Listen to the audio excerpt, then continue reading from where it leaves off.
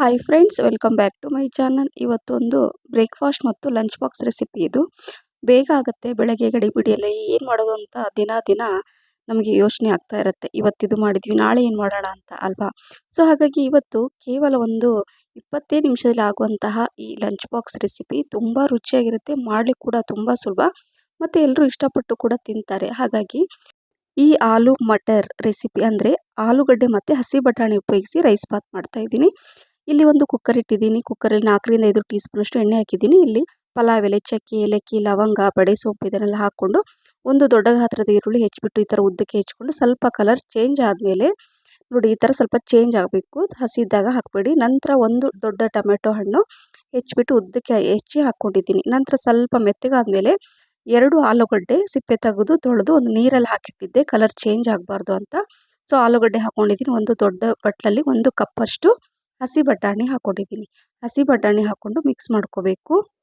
ಈಗ ಇದರಲ್ಲಿ ಸ್ವಲ್ಪ ಅರಿಶಿನ, ಆಮೇಲೆ ಸಾಲ್ಟ್, ರುಚಿಗೆ ತಕ್ಕಷ್ಟು ಉಪ್ಪು ಹಾಕ್ಕೊಂಡು ಮಿಕ್ಸ್ ಮಾಡ್ಕೊಳ್ಳೋಣ. ಮಿಕ್ಸ್ ಮಾಡಿಕೊಂಡು ಸಿಮ್ಮಲ್ಲಿ ಇಟ್ಬಿಡೋಣ. ಈಗ ಇದಕ್ಕೊಂದು ಮಸಾಲೆ ರೆಡಿ ಮಾಡ್ಕೊಳ್ಳೋಣ.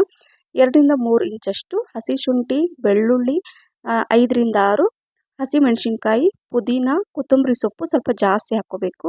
ಕೊತ್ತಂಬರಿ ಪುದೀನ ಪ್ರಮಾಣ ಜಾಸ್ತಿ ಇರಲಿ, ತುಂಬ ಚೆನ್ನಾಗಿರುತ್ತೆ. ಸ್ವಲ್ಪ ನೀರು ಹಾಕ್ಕೊಂಡು ಈ ರೀತಿಯಾಗಿ ಫೈನಾಗಿ ರುಬ್ಕೋಬೇಕು.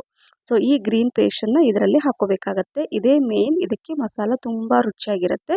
ಸೊ ಹಾಗಾಗಿ ಈ ರೀತಿ ಮಾಡ್ಕೊಂಡು ಇದನ್ನು ಹಾಕ್ಕೊಂಡು ಸ್ವಲ್ಪ ಒಂದು 30 ಸೆಕೆಂಡ್ ಅಥವಾ 1 ನಿಮಿಷ ಚೆನ್ನಾಗಿ ಇದನ್ನು ಹಸಿ ವಾಸನೆ ಹೋಗೋ ತನಕ ಎಲ್ಲ ಮಿಕ್ಸ್ ಮಾಡ್ಕೊಳ್ಳೋಣ. ನೋಡಿ, ಒಂದು ಕುದಿ ಬಂದಾಗ ಒಂದು ಸ್ವಲ್ಪ ಮಿಕ್ಸಿ ಜಾರಲ್ಲಿ ನೀರು ಹಾಕ್ಕೊಂಡಿದ್ದೀನಿ.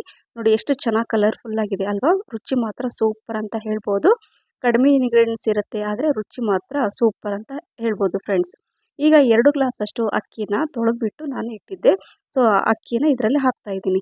ಸೊ 2 ಗ್ಲಾಸ್ ಅಕ್ಕಿಗೆ ನಾನು 4 ಗ್ಲಾಸಷ್ಟು ನೀರನ್ನು ಹಾಕ್ಕೋಬೇಕಾಗತ್ತೆ. ಅಕ್ಕಿ ನೆನೆಸಿಟ್ಟಿದ್ರೆ 2 ಗ್ಲಾಸಿಗೆ 3.5 ಗ್ಲಾಸಷ್ಟು ನೀರಿದ್ದರೆ ಸಾಕು. ಸೊ ಇಲ್ಲಿ ನಾನು ಅಕ್ಕಿ ಮೊದಲೇ ತೊಳೆದಿಟ್ಟಿದ್ನಲ್ವ, ಹಾಗಾಗಿ ನಾನು 3.5 ಗ್ಲಾಸಷ್ಟು ಬಿಸಿ ನೀರನ್ನು ಹಾಕ್ಕೊಳ್ತಾ ಇದ್ದೀನಿ.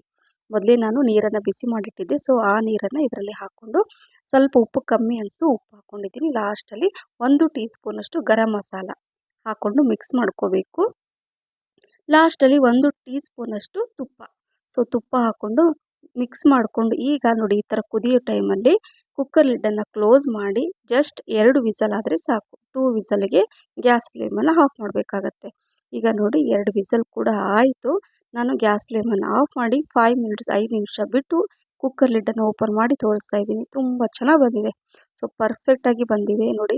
ಅಕ್ಕಿ ಮೊದಲೇ ನೆನೆಸಿ ಇಟ್ಟಿದ್ದೆ ನಾನು ತೊಳೆದ್ಬಿಟ್ಟು, ಹಾಗಾಗಿ ಆ ರೀತಿ ಮಾಡಿದರೆ ಏನಾಗುತ್ತೆ, ಈ ರೀತಿ ಉದುರಾಗಿ ಬರುತ್ತೆ.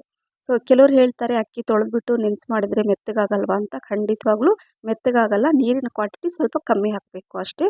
ಸೊ ಈ ರೀತಿಯಾಗಿ ಉದುರಾಗಿ ಬಂದಿದೆ ಈ ಆಲೂ ಮಟರ್ ರೈಸ್ ಬಾತ್. ಹೌದು ಫ್ರೆಂಡ್ಸ್, ಒಮ್ಮೆ ಟ್ರೈ ಮಾಡಿ.